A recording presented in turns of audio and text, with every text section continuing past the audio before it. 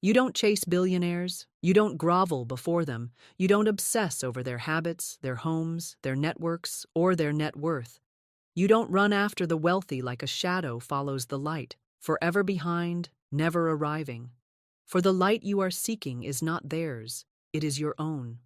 You have been hypnotized by a lie that wealth belongs to the few, that it is something to earn, to deserve, to climb toward, that it lives far away in the gated neighborhoods and executive suites of this world, when in truth, wealth is as close as your tongue, as near as your next decree, as present as your breath. For the kingdom of God is not locked behind a vault or controlled by men in suits. It is within you, waiting to be spoken into form by the voice of dominion. This world teaches you to idolize those who appear to have power, to mimic the voice of the rich, to read their books, to trace their morning routines like a ritual of conversion, hoping that one day the magic might rub off, that if you get close enough, maybe some of it will fall on you like crumbs from the banquet table. But I tell you this, crumbs are for dogs. You are a child of the Most High. You do not beg for provision. You do not beg for favor. You do not beg for recognition. You do not beg to be chosen. You speak as one who already has, and the word obeys. I say unto you, stop worshiping billionaires, for every time you do, you shrink your own power. You crown their status as a god and kneel in the sanctuary of inferiority. But the truth is this: the billionaire you admire is but a mirror, and the wealth they hold is a shadow of the infinite supply already encoded in your divine image. You are not meant to chase them. You are meant to speak like them, but not with ego, not with ambition, not with mimicry, but with sacred identity, the kind that knows, I was never meant to serve money, I was meant to command it. For the word is the beginning of all things, and I say it again, not for poetry, but for law. In the beginning was the Word, and the Word was with God, and the Word was God. And if the Word was God, then your word, when spoken in alignment with truth, is not mere noise, it is law. It is legislation. It is the hammer that breaks the rock, the gavel that finalizes the verdict, the seed that summons the harvest. It is not the rich who create reality. It is the righteous who speak it into being. And righteousness is not morality. It is alignment. It is the state of oneness between your soul and the divine design. It is to say, I and the Father are one, and mean it. So let me ask you with fire in my voice and clarity in my spirit. Are you chasing what you should be commanding? Are you following what you should be forming? Are you watching the rich when you should be walking in wealth? For wealth is not a result. It is a realm. It is not something you touch when your business scales or your followers rise. It is something you enter when your word returns to its throne. You don't chase the billionaire, you speak and you become one. And what is the difference between a chaser and a creator? The chaser moves from fear, hoping to earn. The creator moves from faith, knowing they already are. One reaches, the other reigns. One begs, the other builds. One follows men, the other follows law. And you, my friend, must decide now, who do you follow? The illusion of the world or the law of the spirit? The noise of men or the voice within? Because every word you speak builds your world. And if you speak like a subject, you will dwell in limitation. But if you speak like a king, all of heaven and earth will rearrange themselves to obey your command. So come, step out of the crowd, come out of the comparison, come out of the illusion that says, they have it and I do not. Come out of the grave of imitation and rise into the high seat of your inheritance. For you are not meant to be impressed by wealth. You are meant to express it. You are not designed to chase supply. You are fashioned to declare it. You are not supposed to wonder what billionaires know. You are called to speak the word and become one. You cannot walk in dominion while kneeling in comparison, and you cannot possess your land while your eyes are on someone else's throne. The soul that compares is the soul that delays, and I tell you truly, comparison is not just a distraction, it is a spell. And many are under it without even knowing. Many are laboring not in faith, but in performance, trying to prove, to earn, to outrun the ghost of not enough. And they call it hard work, they call it ambition, they call it hustle, but heaven calls it forgetfulness. For to strive after what is already yours is not diligence, it is disobedience to the law of identity. And you must see it clearly now. You must come face to face with the root of the exhaustion you feel, for it is not because you are lazy, it is not because you are unworthy, it is not because you are behind, it is because you are using the wrong law. You are under the law of imitation, not incarnation. You are watching instead of speaking. You are scrolling instead of decreeing. You are rehearsing their story instead of commanding your own. And every minute you spend thinking someone else is ahead of you, you are stepping out of the only position that has power, alignment with God as your source, as your voice, as your treasury, as your audience of one. Because let me tell you, the world teaches you to admire power, but God teaches you to embody it. The world tells you to follow the path, but Spirit tells you to open your mouth and create the path. And if you've been walking through life believing that someone else's money means your lack, that their visibility means your delay, that their platform means your silence, then you've been living under the false religion of scarcity, and it must be cast out now in the name of truth.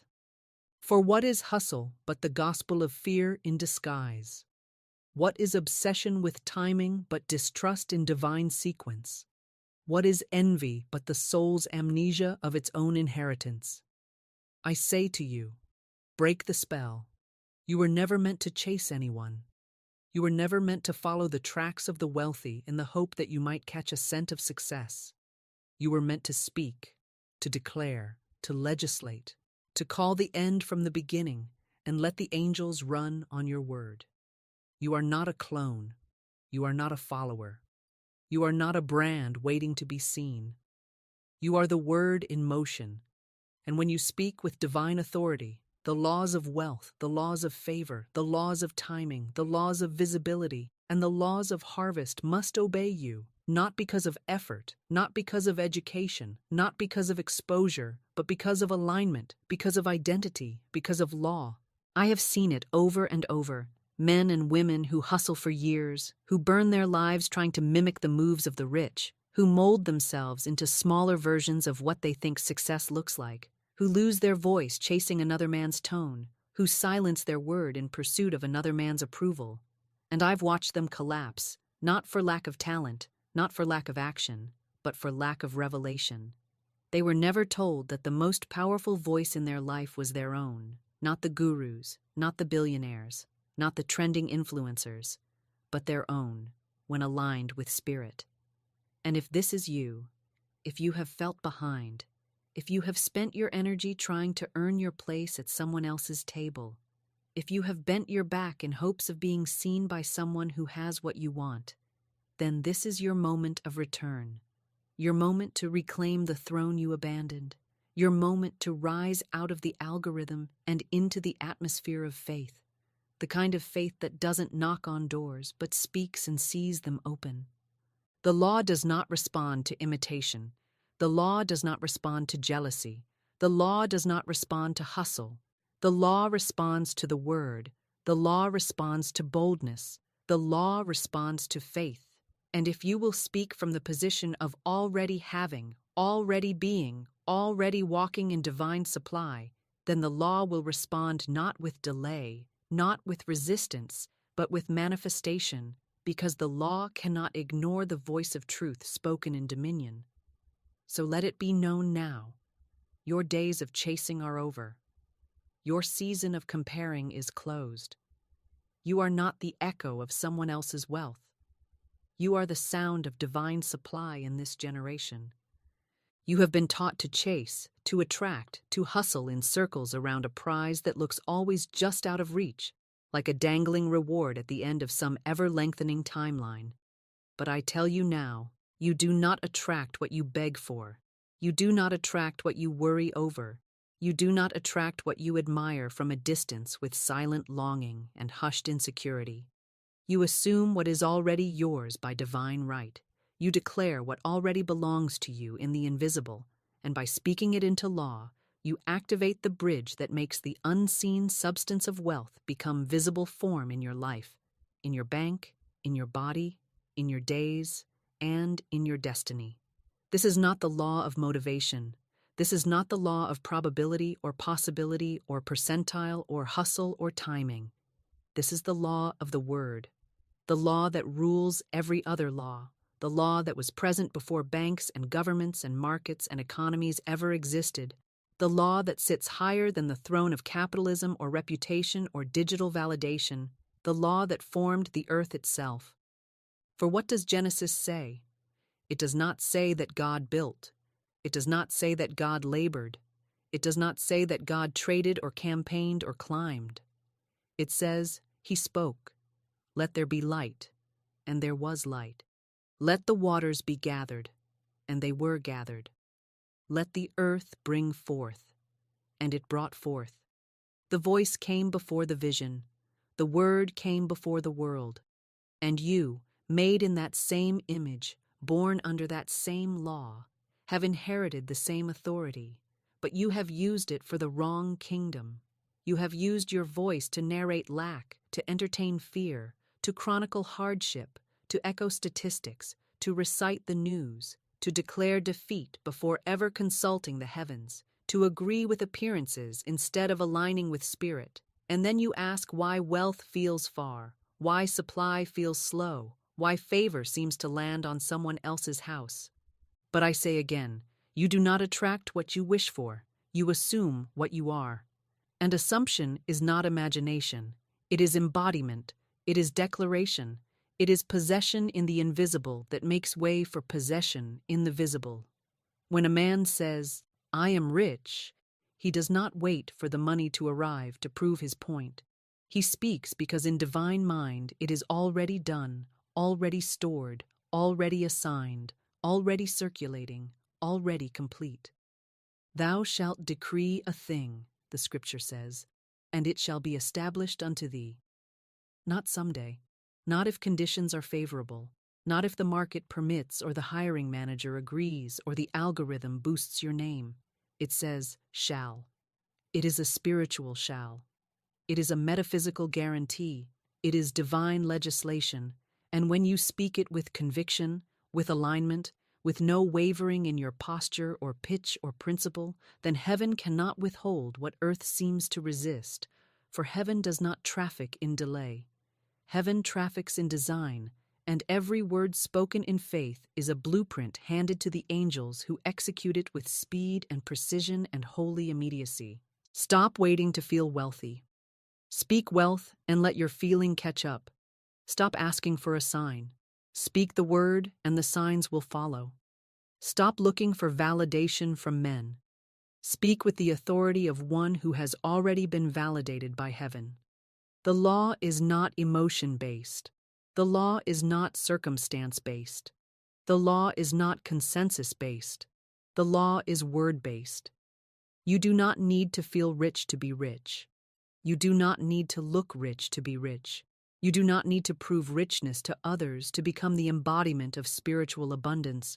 You need only speak, and speak in such a way that the word cannot return void, for it was not sent out in suggestion or apology or doubt, but in royal clarity, in divine surety, in unshakable rhythm that calls forth substance from the unseen, and forces the so-called facts of the natural world to bow to the higher government of spoken dominion. This is how the law works. This is why the wealthy who know not God still seem to prosper, because they unknowingly, intuitively, perhaps instinctively, use the law of the word. They say what they want. They expect it. They walk toward it. And most believers sit in silence, in hesitation, in spiritual bondage, rehearsing verses but not speaking decrees, praying with fear instead of commanding with joy, kneeling in hope instead of rising in word. But that will not be you anymore. From this moment forward, you shift. You understand now. You speak now. You stand in divine identity and you say, I am not becoming rich. I am rich because I am aligned with the one who owns all silver, all gold, all supply, all substance, all provision, all increase, all expansion, and all overflow. I do not chase wealth. I do not attract wealth. I speak wealth because I am wealth. Let us now cast down the golden calf you've been secretly worshipping in your mind, the billionaire on the pedestal, the imagined master of wealth whose face you've memorized and whose name you speak more than your own divine identity. For I must tell you plainly, if you have spent your spiritual life admiring the rich more than declaring yourself one with divine substance, then you have not walked in power, but in performance, not in law, but in illusion, and you have bowed to the outer god of personality while ignoring the inner law of principle. You must understand that no billionaire, no matter how admired or envied or featured on magazine covers or headlines, holds more metaphysical authority than you do, for they are not the source. They are simply the effect, the echo, the shadow of a spoken word they may not even understand they have activated. Some may call it mindset, confidence, vision, but I tell you it is always law, always speech, always assumption taking shape. When they say, "I'm building an empire," and the world nods in agreement, they are using the exact law of faith you were given at birth. The same law Jesus used when he said, "Lazarus, come forth." The same law that formed creation itself. But while they speak boldly and command results, too many children of light hesitate and whisper, too afraid to look arrogant, too nervous to be wrong, too deferential to status, too trained by religion to speak with the voice of royalty. And so I speak directly to your spirit now. Stop bowing to the idol of the billionaire. Stop quoting their habits while ignoring the holy authority in your own mouth. Stop pretending that proximity to the rich makes you richer in spirit. You were not created to chase. You were created to command. You were not built to copy. You were anointed to decree. And the law does not respond to how much you admire someone. The law responds to how clearly and boldly you declare what is already yours by divine right. The billionaire is not a god. They are a demonstration, often unknowing, of divine law. They are not your model. Christ is. They are not your source. God is.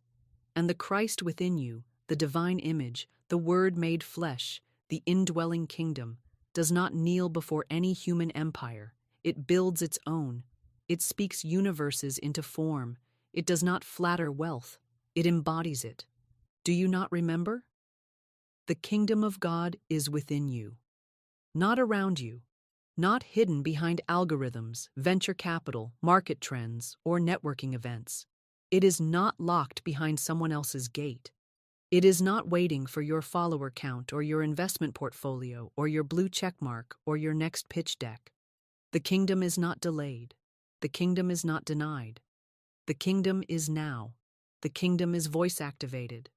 The kingdom is law governed. The kingdom is already yours, and it does not need to mimic billionaires to bring forth supply. You have a greater source. You have a higher seat. You have a spiritual treasury that cannot run dry, a covenant of provision that cannot be revoked, a name above every name, and that name is I Am. So speak no more as one beneath. Speak as one who knows. Say now, I do not envy the rich.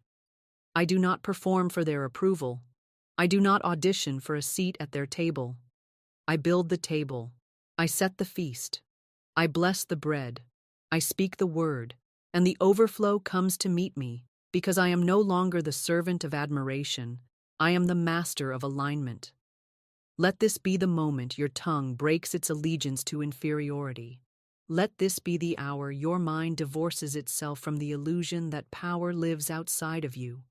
Let this be the day you no longer look up to those who only stand where you refuse to speak from. For the Christ within you is not a silent observer. He is a speaker of worlds. And if he lives in you, then so does the throne, so does the gold, so does the word, so does the crown. You don't need to be in a room with the rich to be rich. You don't need their methods. You need your own mouth. For if you could see what I see in the spirit, you would see a treasury hovering, a throne awaiting its heir, a host of angelic messengers carrying scrolls marked with your name. waiting not for your effort, but for your word. Say it then. Say it now. I speak as one who already owns. I speak as one seated in heavenly places. I speak as one joined to the Christ within, and by this authority I do not chase. I command, I do not imitate. I originate. I am no longer the admirer, I am the architect. I am the wealth. Let us walk together now, not toward a palace built by hands, but into a throne room not made with brick or marble or stained glass, but with breath and decree and divine consciousness. For the seat of power you are searching for is not across a continent or behind a locked gate or earned through resumes or portfolios or introductions or contracts. It is not guarded by gatekeepers, nor priced by bankers, nor awarded by applause, but placed within you by God Himself the moment you took your first breath, and it has remained there, untouched and undiminished, though your eyes have looked elsewhere, though your tongue has betrayed its authority, though your spirit has knelt in false humility at the feet of lesser thrones made of social illusion and human status and outward display. The truth is, you have never lost your place, only your memory of it, and I have come to restore it. You see, there is a throne room in the spirit, and it is not a metaphor of distance, but a reality of identity. It is not a symbol of someday, but a substance of now. And when you speak the word in alignment with divine law, when you say, I am with clarity, boldness, and reverent authority, you are not hoping for a better future. You are ascending to the seat already reserved for you in the heavenlies. And I speak not of arrogance, for arrogance is rooted in self, while dominion is rooted in source. I speak not of worldly pomp, for kingdoms of dust rise and fall, but of the eternal reign of those who speak in union with the Christ within. For the kingdom of God is voice-activated, and those who do not speak do not reign. Now picture this with me, a vast chamber of unshakable light, a holy stillness filled with glory, and in the center, a throne not made of gold or silver, but of spoken truth and absolute faith. And as you approach, you do not crawl, you do not beg, you do not tremble as one unworthy. You walk upright, cloaked not in effort but in identity, robed not in ego but in inheritance. And you do not knock for permission, you do not wait to be called, you simply speak, and the throne recognizes its voice. This is the law of alignment. This is the mystery hidden in plain sight. This is what Jesus knew when He said, I and the Father are one, and what you must declare when you say, I and my supply are one. I and abundance are one. I and the infinite are not separated by appearances. I am one with it now, and therefore I speak from the center, not the sidelines. For the throne is not in a palace far away, it is in your mouth. The scepter is not held by others, it is your word. The kingdom does not come with observation, it comes with decree. And so I must ask you, how long will you pace outside your own throne room, peeking through the windows at others seated, waiting for some divine invitation that was already written into your soul before time began? When will you stop speaking like a visitor and start declaring like a ruler? For your voice is the key, your word is the gavel, your mouth is the gatekeeper of realms unseen, and until you speak with the force of one who knows they are crowned, wealth will not obey, opportunities will not kneel, and divine provision will not break through, not because it is withheld, but because it is waiting for its master. You don't chase the throne, you don't campaign for it, you don't earn it through popularity, validation, or appearances. You inherit it through identity and activate it through the word. And if you are waiting for someone else to validate your seat, to confirm your access, to hand you a microphone or a title or a platform, then you are still operating as a beggar with a crown under your bed, unaware that the robe has always been yours, the authority has always been in your lungs, and the wealth you seek has always been standing at the door, waiting to be summoned by a voice bold enough to say, I am. So speak now as one who reigns. Speak not to the world as a subject but as a sovereign. Say aloud, I do not crawl before wealth. I do not chase the rich. I do not mimic kings. I am already crowned in spirit. I reign through the word.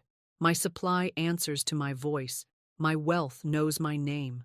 I speak not from earth hoping for heaven. I speak from heaven, commanding earth. I sit upon the throne of alignment, and from this place all things respond. Let me tell you now, not of theories or hopes or poetic metaphors only, but of a man, an ordinary man by the world's standards, a man who had been bent beneath the yoke of labor, striving, trying, proving, attempting to make something of himself through the sweat of his brow and the ache of his effort and the torment of comparison, who had done all that was asked of him by the systems of earth, who had knocked on doors that never opened, attended interviews where his name was mispronounced and his soul dismissed, a man who had grown tired, soul-weary from the endless pursuit of enough, until one day, exhausted and face down on the floor, he remembered what I am telling you now, that he did not need another strategy, nor a referral, nor a break, nor a miracle from outside himself, but only to rise and speak the law that had always been waiting in his mouth, unused, unsummoned, and unhonored. And this man who had nothing left to lean on, this man who had tried coaching and budgeting and networking and still found the door bolted, this man finally said aloud, one single sentence with no fanfare, no crowd, no motivational backdrop, only a deep, trembling sincerity. I walk in divine abundance, not worldly effort. And he said it again, and again, and again, as the walls mocked him, as his own mind resisted him, as the rent loomed and the cupboards lay hollow, he said it still. And where before he had said, I can't make ends meet, now he said, my supply is endless. Where he had said, I'll try harder next month, he now said, abundance finds me now. And slowly, invisibly at first, then undeniably, the law began to stir. The first week, a friend who hadn't called in years reached out with a contract offer, small but unexpected. The second week, an old invoice, long written off, was paid in full. The third week, he was introduced, without asking, to a business owner looking for exactly what he offered. By the fourth week, he was not just surviving, but commanding. His tone changed, his posture changed, his words no longer flinched before bills or bent beneath obligation. He became the voice of provision in his household, not the echo of panic. And I tell you this, beloved, not to impress you with the outcome, but to show you the pattern. For the pattern is always the same. Word before wealth, decree before door, identity before income. He did not hustle his way into wealth.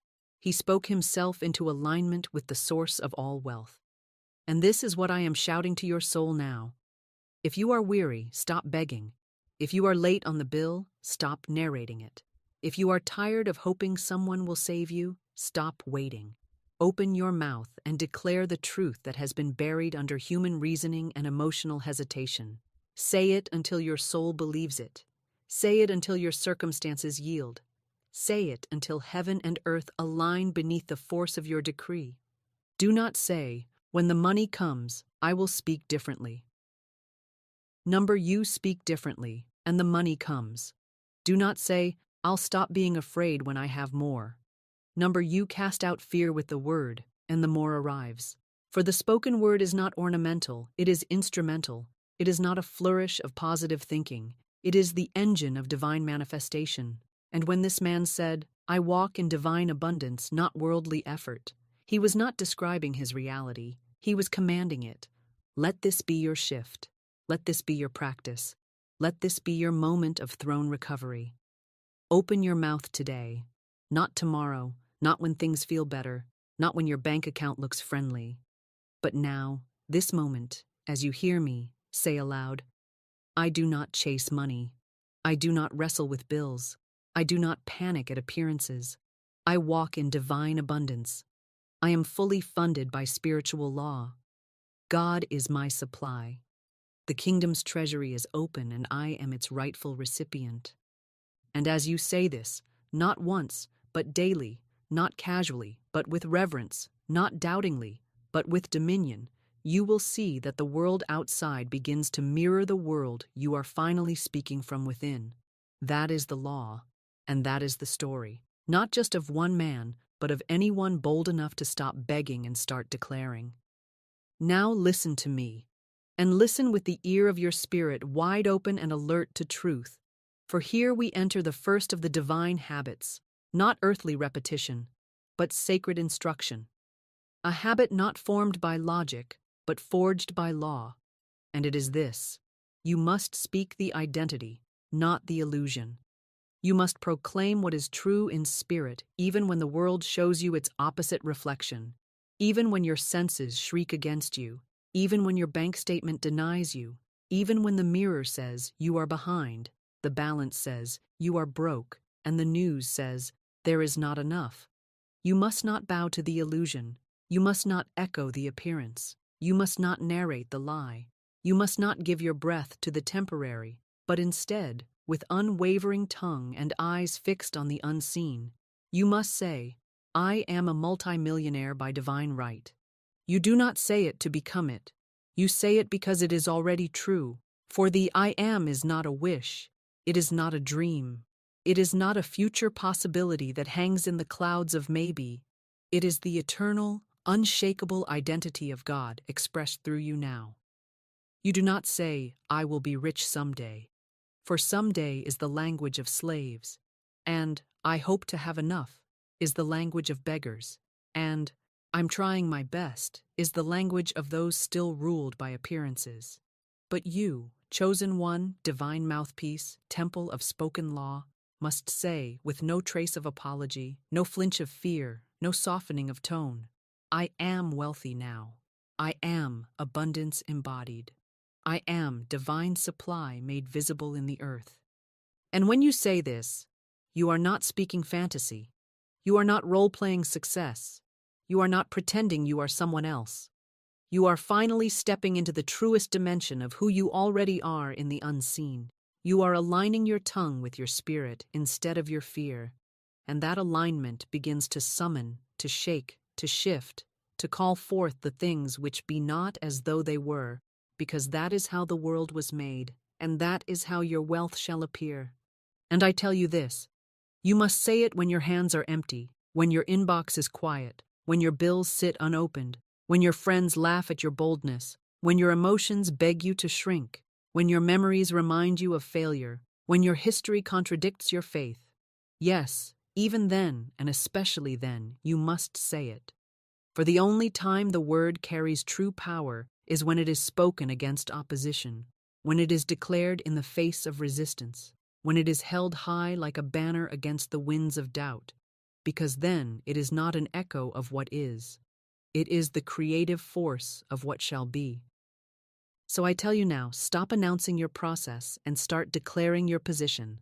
Stop chronicling your climb and start proclaiming your crown. Stop using your voice to describe the mountain and start using it to move the mountain. You are not poor becoming rich. You are wealth awakening from sleep. You are not a nobody trying to become somebody. You are divine royalty recovering your robe and your ring. You are not on a journey to abundance. You are abundance taking a breath and finding its name again. And that name is I am. That decree is wealth. That identity is settled. That law is unbreakable. That rhythm is yours to speak. And speak it you must, for until you do, the substance will wait in the wings, unformed, unshaped, unmanifest, like a servant waiting on orders, like a harvest waiting on a shout. Say it now, not with timid voice but with royal decree. I am a multimillionaire by divine right. I am not chasing wealth. I am walking as wealth. I do not wait to see it to believe it. I say it to see it. For I live not by sight, but by law. And the law says my word is the cause, my world is the effect. Let me tell you plainly and with the boldness of a trumpet sounding in the courts of heaven. Nothing appears in the world until it has first been declared in the Spirit. And if you are waiting to see before you speak, you are still under the dominion of matter. You are still in the wilderness of doubt. You are still living by effect and not by cause, by appearance and not by authority, by fear and not by faith. And I tell you, in the name of the law that never fails, in the name of the Christ mind that governs the true realm of abundance, in the name of your inheritance as a spiritual being sent here, not to react, but to reign, You must speak before you see. You must declare before it is visible. You must call it good while it still looks barren. You must bless it while it still looks empty. You must walk as if it is finished when nothing has begun. For this is the secret rhythm of divine creation. This is the sacred breath of those who create with God. And hear me now. Do not wait for the email to speak of increase. Do not wait for the deposit to say you are funded. Do not wait for the applause to say you are worthy. Do not wait for the proof to speak your truth. For the moment you wait, you reverse the order of divine law, and you hand your crown to the shadows, and you declare to the invisible substance that it must obey the evidence instead of the word, and that is not dominion, that is delay, that is not wealth, that is wandering. And I say unto you, that season must end, for you were never meant to live on the crumbs of what is seen, but to feast on the certainty of what is spoken. When God said, "Let there be light," there was no flicker, no glow, no sign of illumination. But the word went forth anyway, and that word pulled light from the silence, form from the void, brilliance from the nothing, and the light obeyed, because light does not respond to thought alone, nor to emotion alone, but to word, divine word, spoken with certainty, spoken with stillness, spoken with command. And when you open your mouth with that same rhythm, when you speak to your finances as if they are already full, when you call your account blessed though it seems lean, when you declare yourself funded though the invoice stands unpaid, you are not pretending. You are not playing games with yourself. You are legislating reality from the throne of heaven's authority, and all that is unformed begins to gather into form, not because you earned it, not because you deserved it, but because you dared to say it. Speak before you see, and you will see what you speak. Speak from the center of divine knowing, and the earth will shape itself to reflect your decree. Speak not to inform the world, but to instruct it. Speak not to update others, but to align the ethers. Speak not to gain sympathy, but to demonstrate sovereignty. For your words are not mere vibrations. They are assignments. They are blueprints. They are maps drawn in the invisible realm that substance must obey. And every time you speak as if it already is, you are building the bridge from heaven to earth, from idea to income, from unseen to seen. Do not say, "It's coming someday." Say, "It is here now." Do not say, "I hope it happens." Say, "I know it is done." Do not say, "I'm waiting on provision." Say, "Provision has already met me." Do not say, "I'm working toward abundance." Say, "I am abundance walking in motion." And do not say these things once, or twice, or 3 times a week when you feel good and the sun is shining. No, say them daily. Say them when you feel foolish. Say them when it costs you everything but your word. Say them when no one else believes you. Say them when the world laughs. Say them when the storm howls. Say them when the mirror mocks you. For these are the conditions under which the word proves itself faithful. Now take your place, not as a commentator of life, but as a commander of truth. Do not wait for wealth to speak for you. Speak for it. Do not wait for confirmation. Be the confirmation. Declare now, "Though I see nothing, I speak everything. Though I hold nothing, I call all things mine. Though I feel nothing, I walk as one who reigns." For this is the mystery of faith, the paradox of power, the miracle of the spoken word. It appears only after you stop needing to see it first. Now let us cut through one of the most persistent illusions that binds the soul in shadows and delays its inheritance. Not the illusion of lack, for that we have already shattered, but the subtler, more seductive lie. The belief that certain people carry special favor, that wealth belongs to a few exalted names, that divine provision is linked to charisma, genetics, status, or clever branding, that some are chosen by accident and others are left to crawl. And I tell you, with the fire of eternal truth in my voice, that this lie must be cast down and burned at the altar of law. For there is no personality that outranks principle, and there is no mortal voice that overrides the voice of divine law spoken through you. And if you bow to another's image while denying your own identity, you delay the very flow you seek. You become a worshipper of reflections instead of the one who commands the mirror, and I say, it ends now.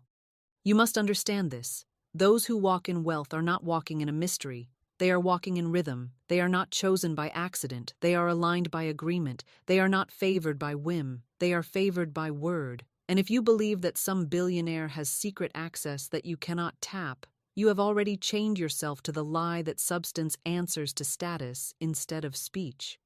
But it is not status that heaven responds to. It is not personality, charm, or branding. It is law. It is decree. It is the consistency of the tongue speaking truth against every lie, and if they are bold and you are timid, it is not because they are better. It is because they are less afraid to say what they have not yet seen. Stop worshiping the image of success and start becoming the word that creates it. Stop idolizing the personality and start mastering the principle. You do not need to mimic their morning routines or chase their podcasts or quote their philosophies as if they carry divine rank. You need only to remember that the same source flows through your lungs, the same law moves through your voice, the same spirit breathes through your being, and when you speak not with borrowed identity but with divine authority, wealth no longer sees you as a seeker, it recognizes you as its architect. You are not a follower of men. You are a speaker of law. You are not a fan of wealth. You are a vessel of it. You are not a seeker of success stories. You are the demonstration of dominion. And if you have ever said, I wish I could be like them, then hear this now. You already are in the spirit, in the eternal now, in the unseen field of perfect supply. And the only gap between them and you is not money, is not platform, is not talent. It is declaration, it is identity, it is the tongue's unwillingness to bow to appearances. Say with me, divine law does not skip me, it flows through me. Say it again, not as a chant, but as a decree. Say it until your inner critic bows and your outer world shifts. Say it until every room you walk into hears the sound of someone who has stopped kneeling to man-made thrones and started sitting in the throne room of divine substance. You do not need to chase what others have. You only need to command what is already yours by right of alignment. From this moment forward, you will not be impressed by wealth. You will embody it. You will not be dazzled by the boldness of others. You will speak with equal fire. You will not scroll with longing. You will walk with dominion. For the day you stop worshiping the personalities of prosperity is the day you begin to embody the principle that creates it. Let the veil now be torn from the old illusion that God must be persuaded to give, that supply must be begged for, that heaven must be convinced to open, that money must be seduced or manipulated or petitioned through endless striving and sorrowful complaint. For I tell you, the great error of humanity is not that it lacks money, it is that it lacks recognition, and when you plead for that which is already yours, when you come to the altar of divine law with downcast eyes and trembling tongue, when you speak as a beggar rather than a blesser, when your prayer becomes a panic and your confession becomes complaint, you are not walking in truth. You are kneeling before a fiction, for heaven is not withholding. It is overflowing, and the gates are not closed. They are voice-activated, and the code that opens them is not suffering, not self-pity, not desperation, but gratitude, praise, and decree. You must learn this law and never forget it. The one who begs delays, but the one who blesses receives. The one who laments postpones, but the one who thanks attracts. The one who speaks from lack lengthens the absence, but the one who speaks from fullness multiplies what is unseen into what is now. I do not speak this as metaphor, but as immutable law. I do not offer it as encouragement. I declare it as spiritual mechanics, as invisible precision, as divine causation. For your tongue is not a thermometer reading your condition. It is the thermostat setting your world. And every time you beg, you reset the system back to lack. But every time you bless, you lift the vibration and summon the appearance of that which was always waiting. Let no one deceive you. Wealth does not respond to need. It responds to identity. It does not bow to pain. It bows to position. It does not come to the one who moans.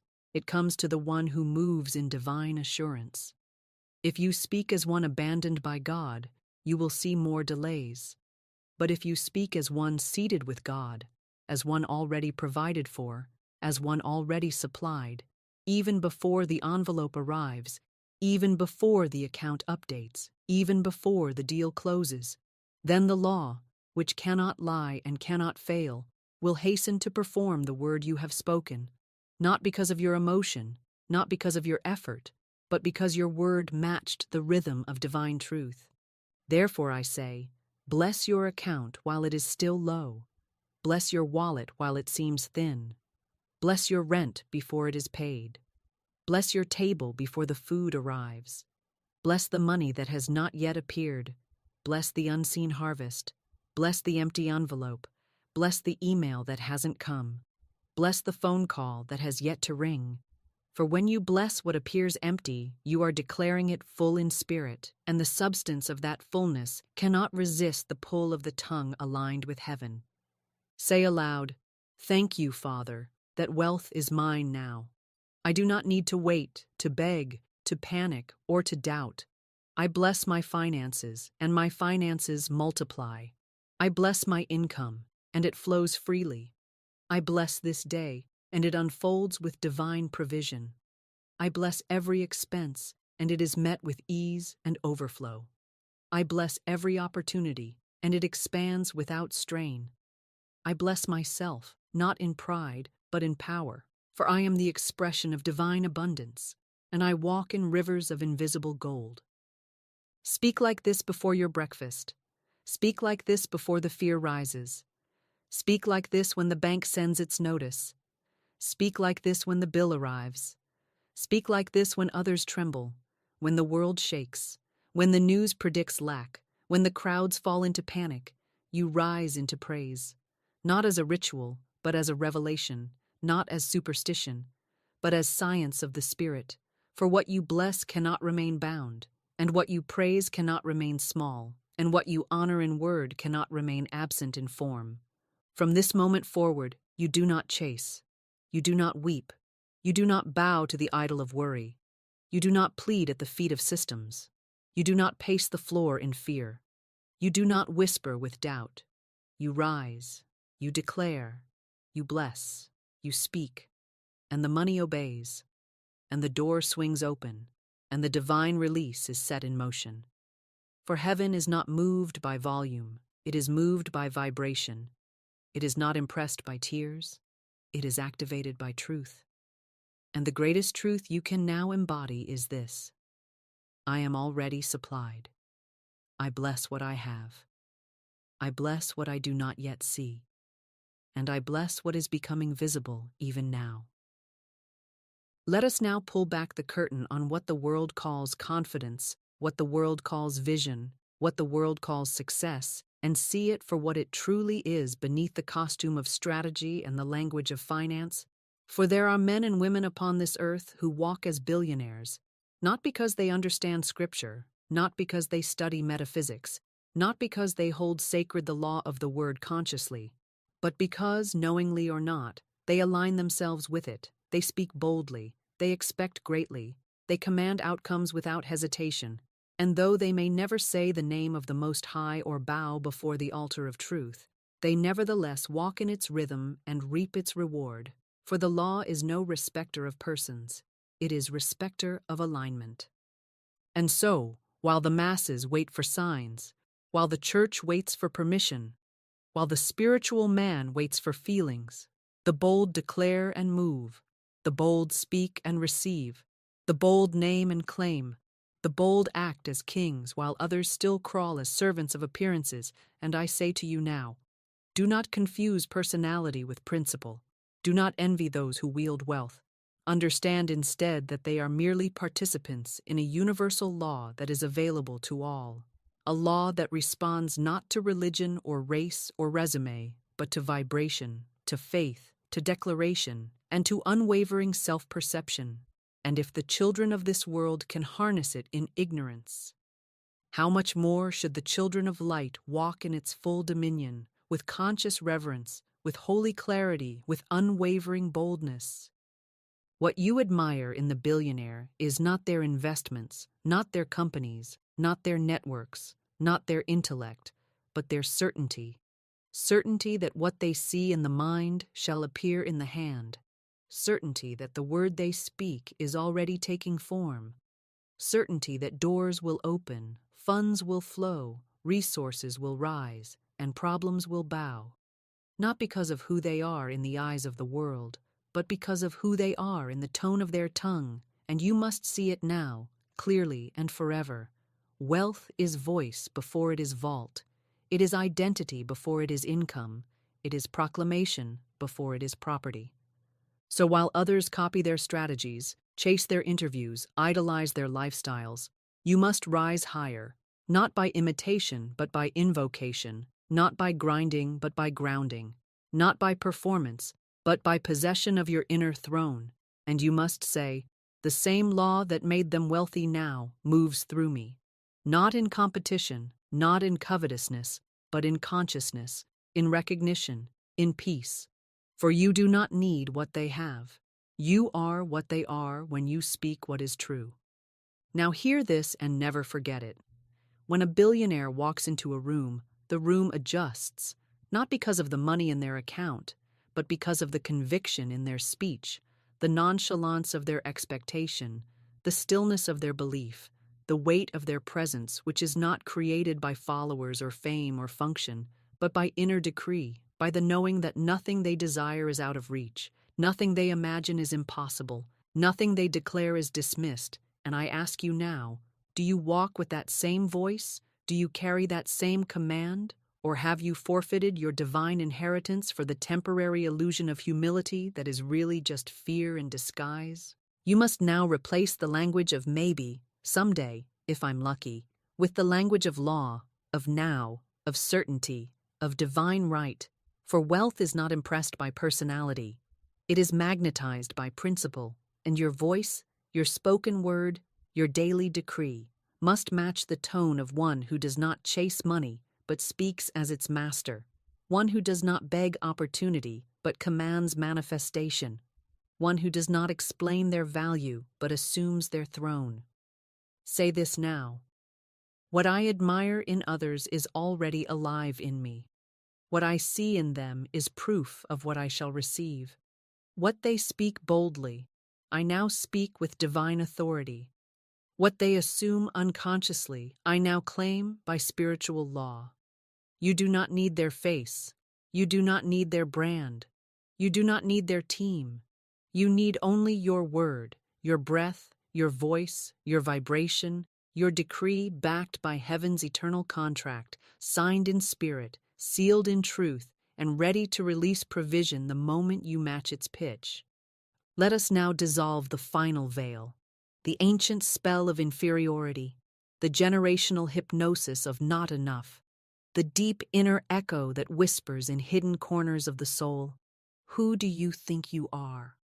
For I say to you, that question has haunted prophets, sabotaged kings, silenced creators, and delayed miracles, and it must now be answered not with trembling apology, but with divine revelation, not with intellectual defense, but with spiritual authority. For you were never meant to compare, to chase, to prove, or to justify your inheritance. You were meant to speak the truth of who you are until the entire universe adjusts to your divine identity, until every atom realigns, until every system responds, until every shadow flees from the voice that no longer shakes in uncertainty, but resounds with heavenly certainty. I am not beneath them. I am built from the same divine pattern.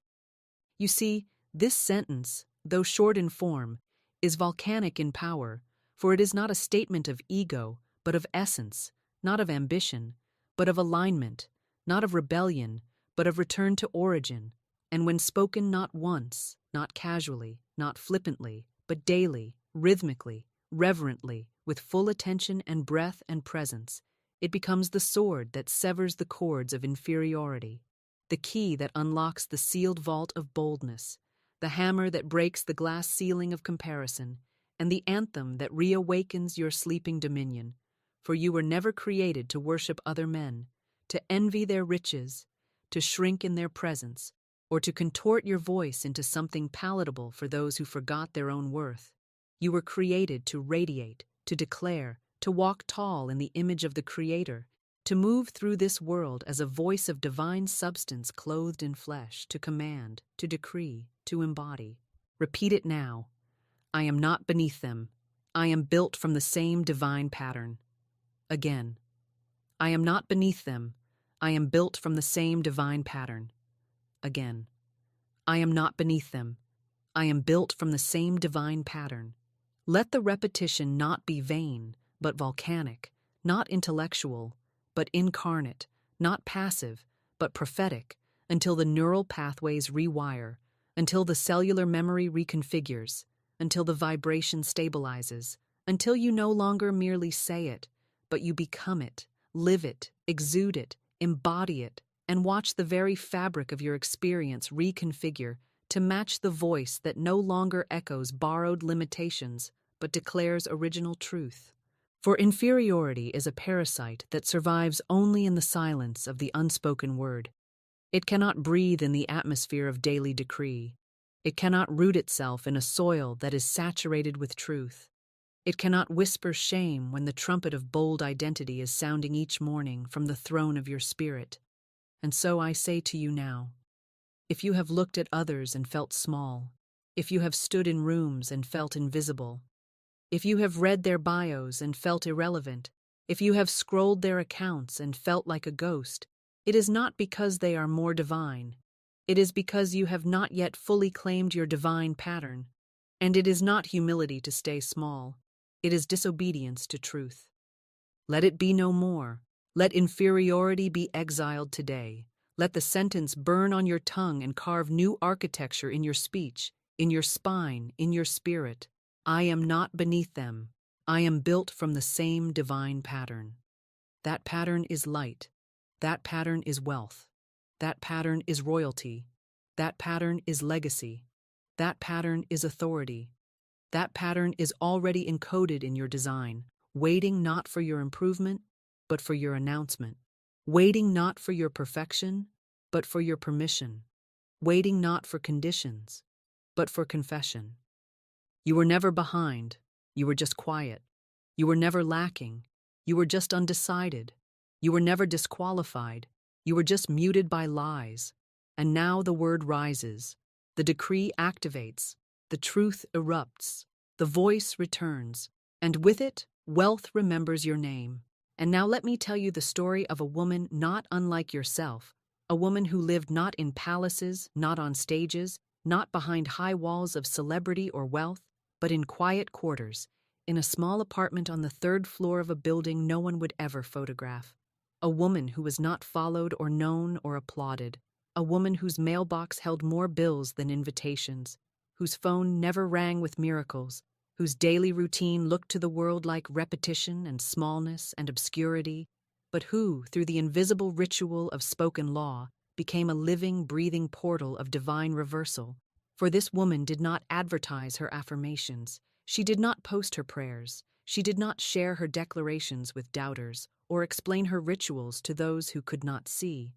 She simply chose a sentence, a spiritual decree, and spoke it daily for 33 days, without fail, without pause, without contradiction, and the universe, obeying the precision of her vibration, responded not to her surroundings, but to her spoken seed.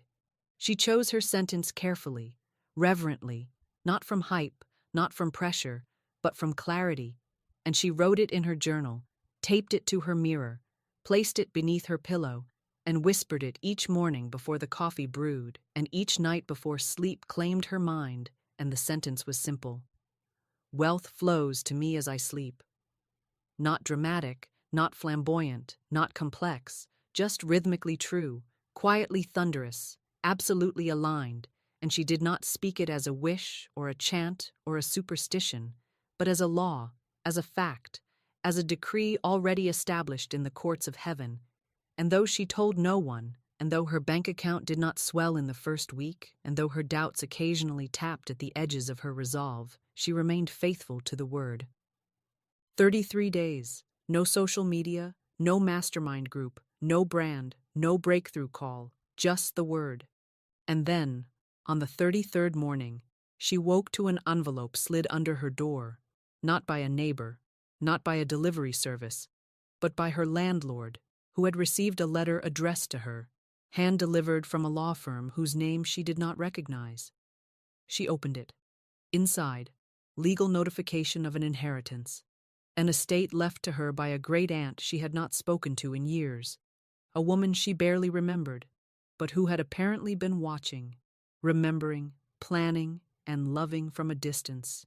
And in that envelope was not only a letter, but the release of $48,000 in immediate funds and a share in the sale of property soon to follow. Now you may say, coincidence. You may say, good fortune. You may even say, lucky timing. But I say to you, by the authority of divine law, that her voice made the way, her words shaped the field, her unseen declaration was the architect of her visible reversal, and it did not come because she begged, or built a funnel, or chased opportunity, or perfected her performance. It came because she activated the one gift heaven never withholds, the power to speak with God, as God, for God, through the I Am presence within. She did not shout, she did not hustle, she did not impress, she simply aligned, she simply agreed, she simply spoke what was true until the illusion dissolved. And you must now understand, this is not her story alone. This is your invitation, your instruction, your initiation into the ancient art of private power, the sacred science of invisible dominion, the spiritual certainty that what you speak in secret, heaven shouts from the rooftops of your reality. So I ask you, what will you speak for 33 days? What law will leave your lips each morning like fire? What truth will you whisper into the fabric of sleep until it reshapes your waking world? For you do not need an audience. You do not need applause. You do not need agreement. You need only your breath, your decree, your alignment, and your unwavering willingness to speak what is until what is appears. There is a law more ancient than gold, more silent than thunder, more powerful than logic or lineage or learning, and it is the law of recognition, the holy, immutable decree that nothing can recognize you, reward you, or respond to you until you recognize, reward, and respond to the truth of who you already are. For the universe does not deliver based on your needs, your work ethic, or your feelings. It delivers based on your vibration of identity, and identity is not a matter of title or achievement or public confirmation.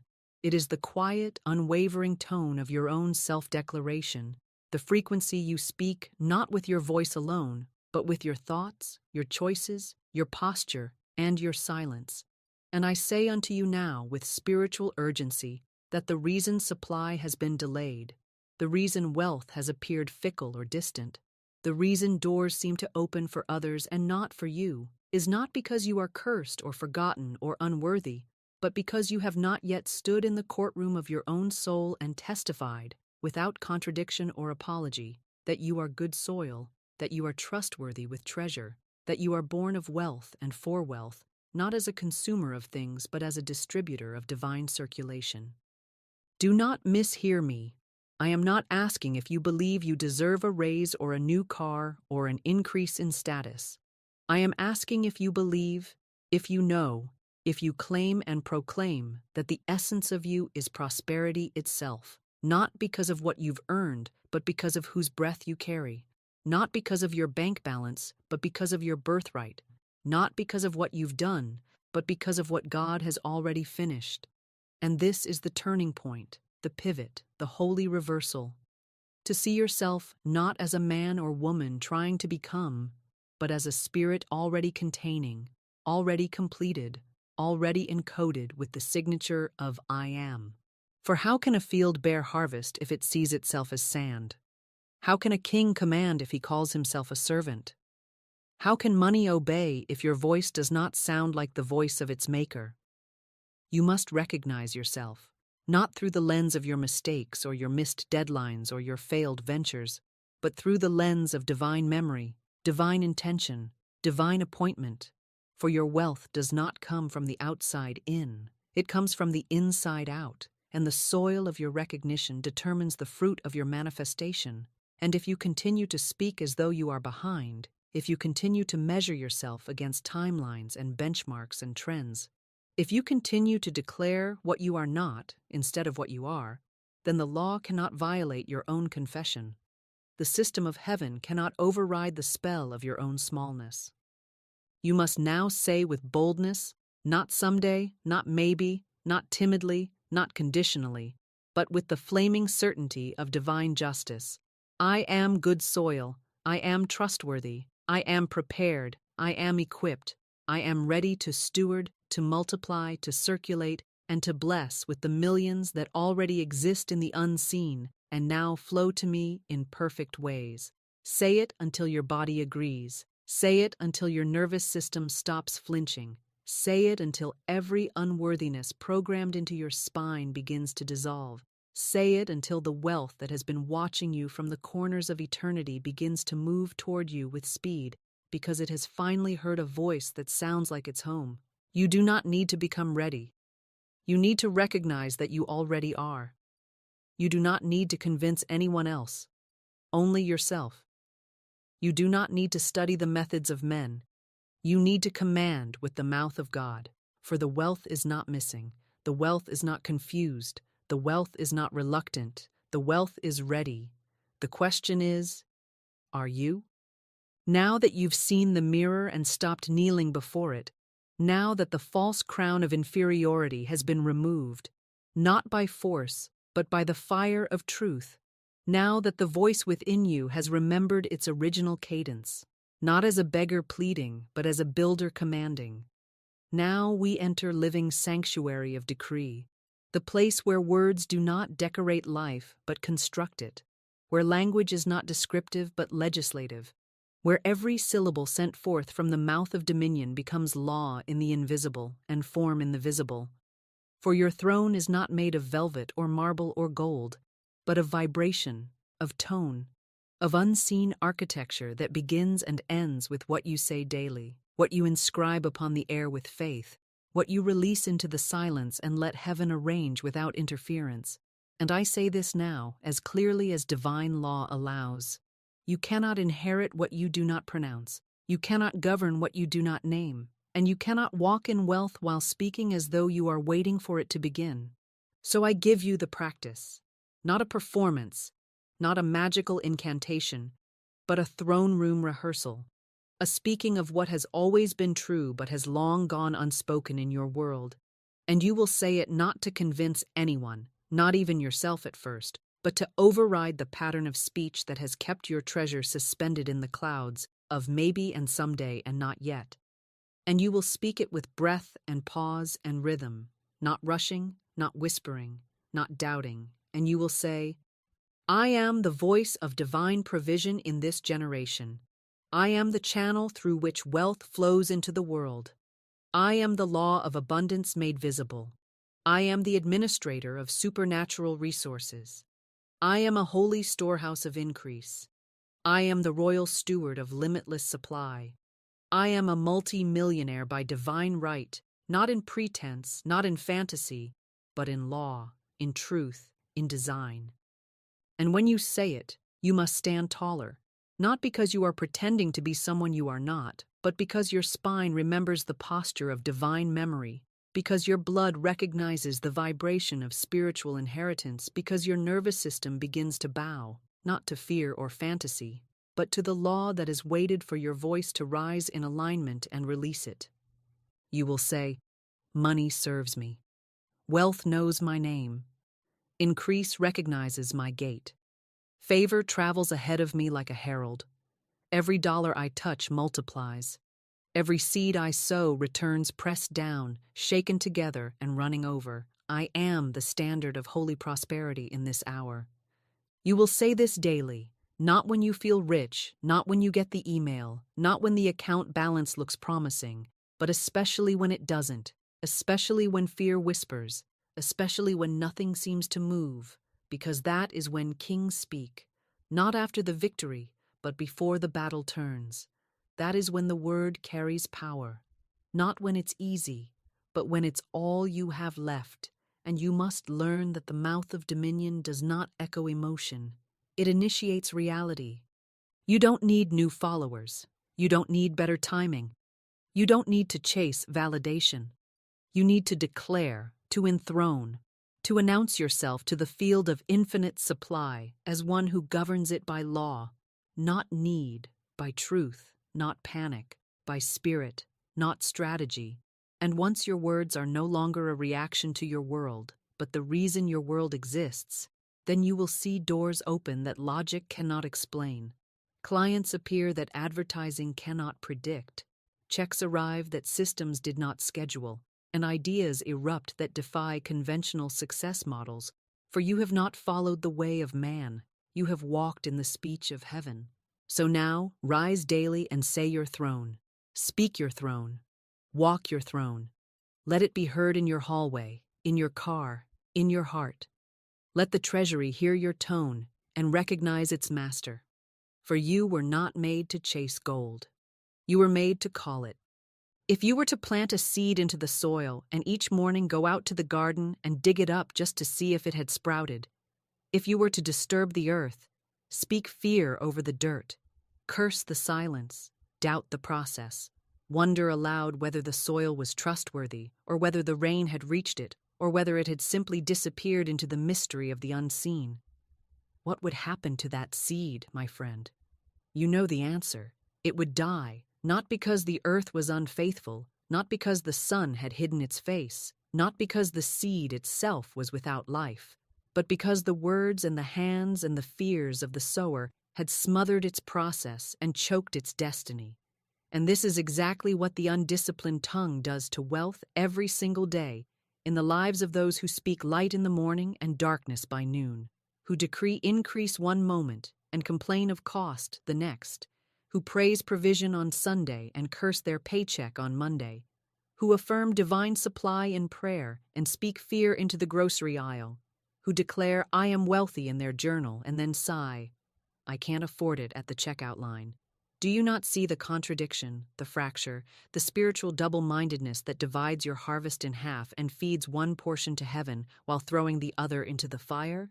For every affirmation you speak is a seed of divine law, planted not only in the garden of your subconscious, but in the vibrational soil of the universe, and what you speak afterward is either water or poison, life or sabotage, blessing or block, and it is not enough to speak powerfully once. You must speak in alignment continually, not perfectly, but consistently, not with superstition, but with sacred responsibility. For the tongue is not just a flame, it is a lever, a spiritual command post, a throne of government, and the contradiction of speech is not just an annoyance to heaven. It is a disruption of law itself, a declaration that you do not yet trust the system God has given you, which is the system of speech, the system of command, the system of covenant language, where yes means yes, and abundance is not just believed, but spoken without apology, without reversal, without theatricality, without the need for evidence or permission or trending logic. And I tell you this now, not to shame you, but to awaken you. Every time you say that's too expensive, you are not making an observation. You are issuing a decree that the thing is beyond you and that wealth is not present. Every time you say, I can't afford that, you are not being practical. You are being prophetic in the wrong direction. Every time you say, money doesn't grow on trees, you are denying the orchard of divine ideas planted inside you. And every time you say, it's not working, you are not being honest.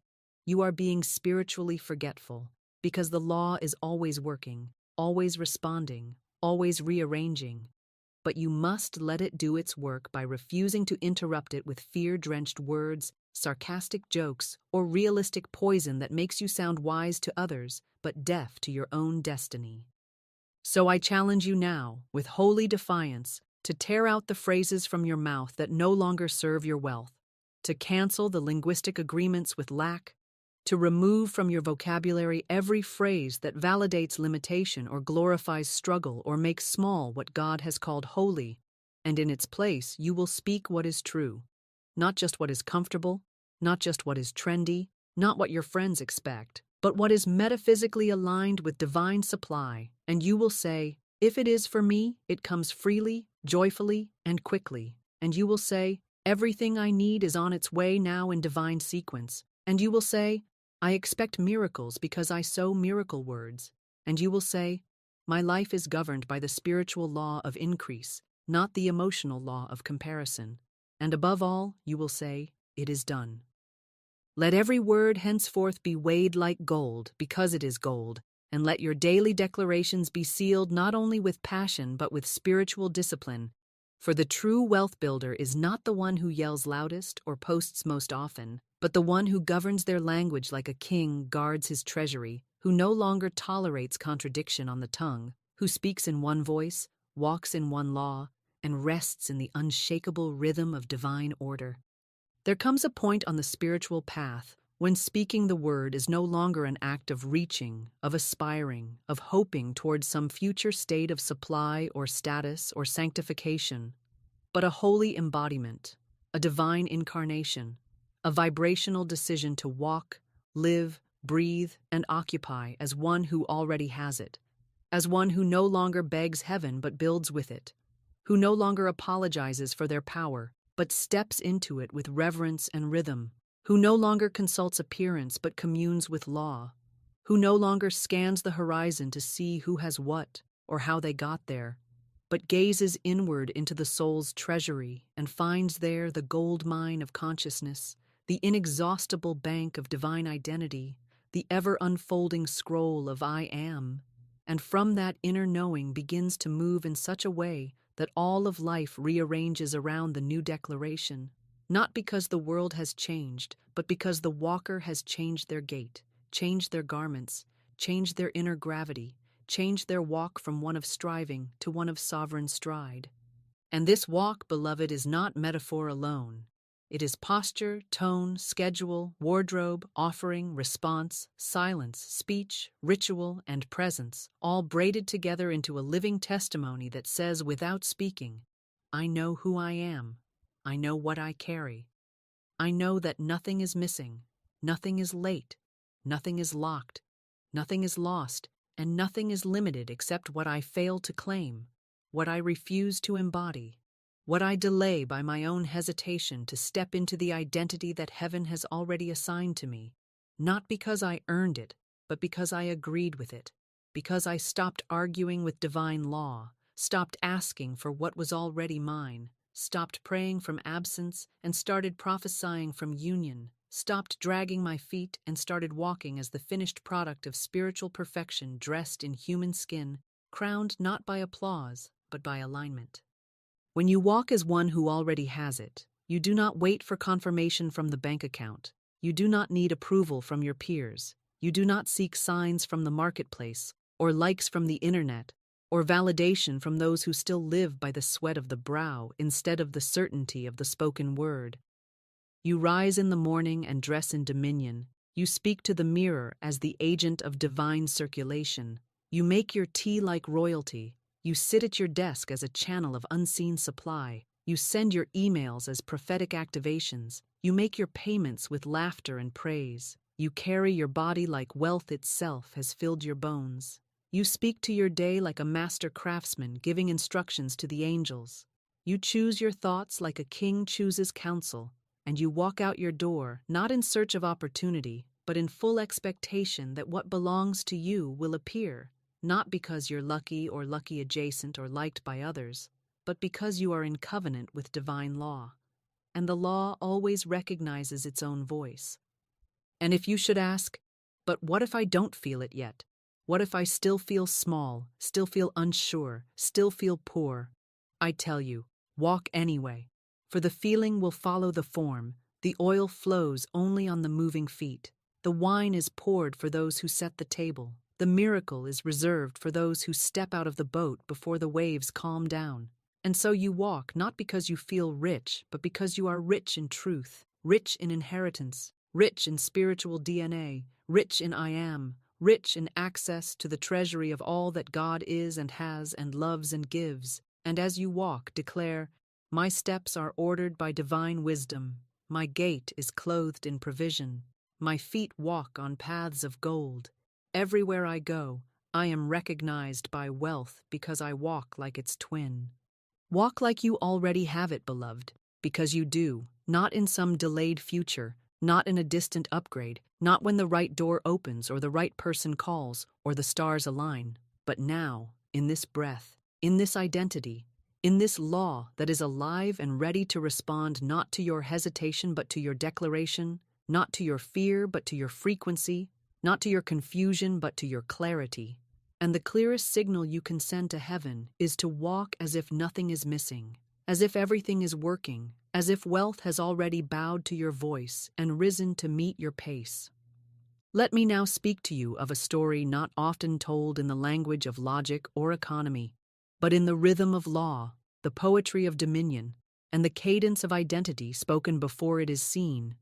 For there was a girl, no older than 19, not adorned in the garments of worldly success, not validated by resume, not backed by pedigree or platform or capital, not enrolled in some fast-track funnel to fortune, or followed by crowds shouting her name, but filled instead with a holy audacity to believe what God said of her above what the world showed her, filled with the kind of reckless reverence that dared to test the law by living it, by speaking it, by making her tongue the altar and her breath the offering. And for 12 days, just 12, she said one thing and one thing only, not to the world, not to the critics, not to her parents or her peers, but to herself, in secret, behind closed doors, in the stillness of her becoming.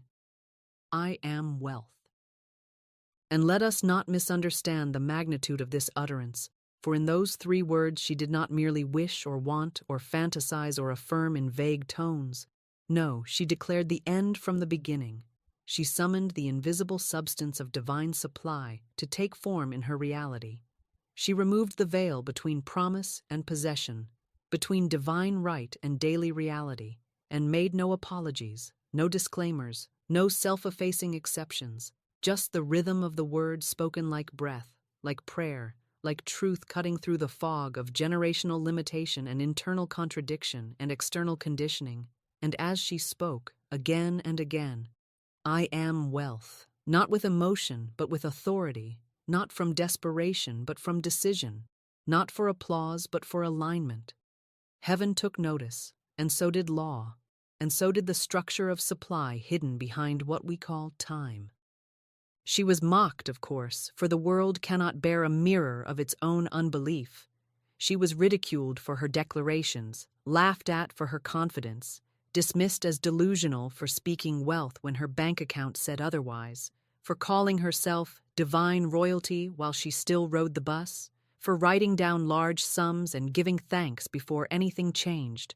But she did not flinch, did not waver, did not dilute the word with doubt, did not ask permission to believe, did not wait for proof before claiming possession, because she knew, somewhere deep in the marrow of her spiritual memory, that God does not respond to the faint-hearted or the politely hopeful, but to the one who speaks with boldness as though the decree has already echoed through eternity and now simply waits to be echoed again on earth.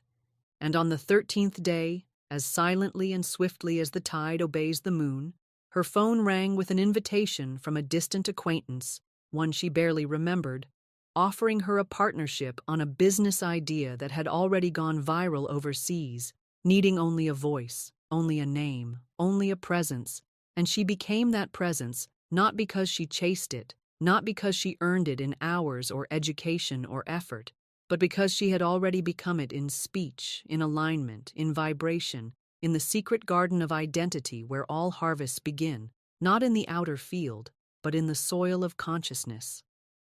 Within 3 months, her business cleared $200,000. Within 6, she moved into a home she once walked past and whispered blessings toward. Within a year, she was mentoring others not in strategy but in speech, not in hustle but in law, not in what to do but in how to be. And she said the same thing to them that she said to herself in that quiet room before anything moved. Say it until you don't flinch. Say it until your nervous system kneels. Say it until wealth forgets how to pass you by and instead builds a house with your name on the deed. Say it until you become it. Say it until you remember that you always were it. This is not superstition, beloved. This is spiritual law. This is the divine blueprint behind the scenes of visibility. This is how the word made flesh becomes the word made fortune, not because of volume, not because of effort, but because of unbreakable agreement. And if a 19-year-old girl without title, team, or track record could do it, so can you. But you must decide now. Will you wait for wealth to recognize you? Or will you speak like one who already carries it in the bones, in the blood, in the breath? And now, dear listener, we arrive at the final threshold, the turning point where the old story collapses like a mirage in the sun, and a new decree steps forward like a crowned king once exiled, returning not with apology, but with prophecy fulfilled. For you have come this far not to receive more knowledge, not to gather another affirmation, not to stack more concepts or chase another technique, but to remember that you were never meant to run behind the mirage of wealth like a beggar chasing a chariot. You were never ordained to strain your soul in pursuit of thrones built by other hands. You were never designed to play the role of outsider watching the parade of prosperity pass you by as if God had favorites and you weren't among them. For the truth is violent in its mercy, and it will not let you stay hidden anymore. You are the wealth, you are the vessel, you are the current, you are the mouthpiece of divine provision made visible in time. And what I say next is not metaphor, it is not poetry, it is not hopeful suggestion, it is law. And law does not change for your doubts, does not bend for your history, does not tremble before your past errors, does not recoil at your missed opportunities. For the law only asks one thing of you: agreement, alignment, identity. And once you grant it your full yes, once you stop speaking of lack as if it is your loyal companion, once you stop deferring your inheritance to some mystical future where you'll finally feel ready, once you stop worshiping money as the master and instead speak to it as the servant of divine ideas, it will rise to meet you in ways that defy all spreadsheets and statistics and syllabi of success, handed down by those who never understood that real power was never in the market but always in the mouth. Hear me now. Wealth is not a prize to be won. It is a rhythm to be remembered, and that rhythm begins not in your hustle, not in your marketing, not in your networking or positioning or online presence. It begins in your inner temple where the word speaks and the angels of increase obey.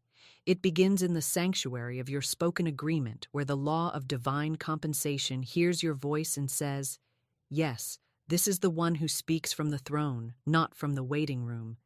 It begins when you no longer ask the world for permission to rise, but command the gates to lift their heads because the King of Glory, the I Am presence clothed in your voice, has arrived. Do you see it yet? Do you feel the shift? You are not the one outside looking in. You are not the one hoping to be noticed. You are not the one trying to build proximity to power. You are the current of power in motion. You are the frequency that money responds to. You are the living echo of God's abundance spoken into form. And when you speak not from fear, but from fullness, not from doubt, but from dominion, not from desperation, but from decree, the entire structure of seen and unseen substance rearranges itself to carry out your word. Because your word is not idle breath. Your word is the gavel in the courtroom of divine law. And when you strike it down in faith, it reverberates through dimensions and delivers the harvest on earth. So do not wait one more day. Do not return to small talk and small prayers. Do not dilute your decree with the vinegar of realism or the sarcasm of culture or the disclaimers of doubt. Do not chase another dollar, another mentor, another model. Speak. Speak as one already seated. Speak as one already assigned. Speak as one already confirmed by heaven and recognized by divine treasury. Say it even now, right now.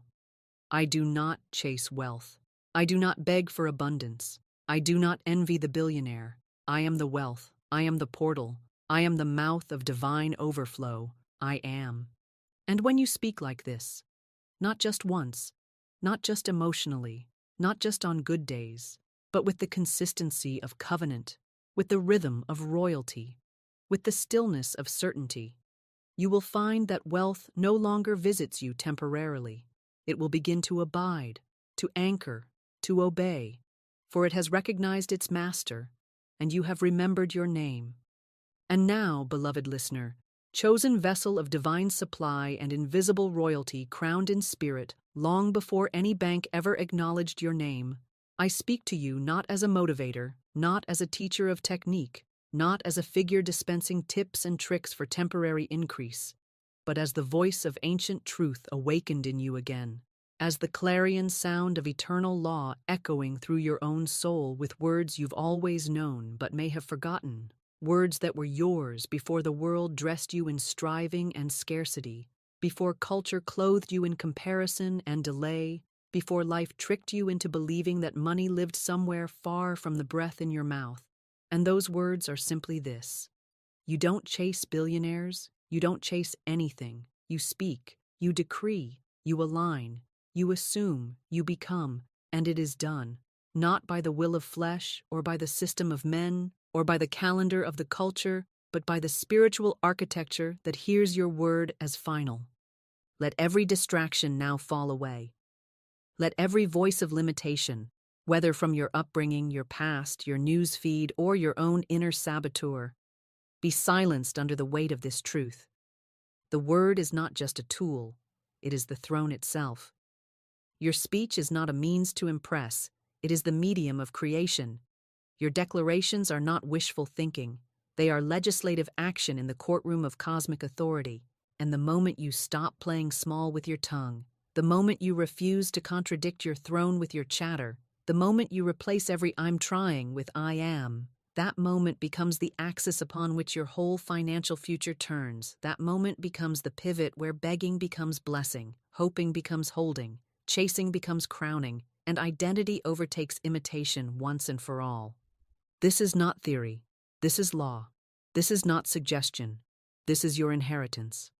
And the time has come not to merely listen, but to echo back. Not to agree in silence, but to establish in sound. Not to take notes, but to take dominion. So I challenge you now, not for drama, not for hype, but as a sacred rite of passage. Speak your throne decree in the open, in the comment section below, not for validation, but for vibration. Not to be seen by others, but to be heard by heaven. Not because I asked you to, but because your spirit has been waiting for this moment of audible alignment for years, decades, lifetimes. Type it boldly, rhythmically, and without apology. I do not chase wealth. I speak as wealth. I am the multimillionaire by divine law. I am the voice of supernatural provision. I am the carrier of increase for my generation.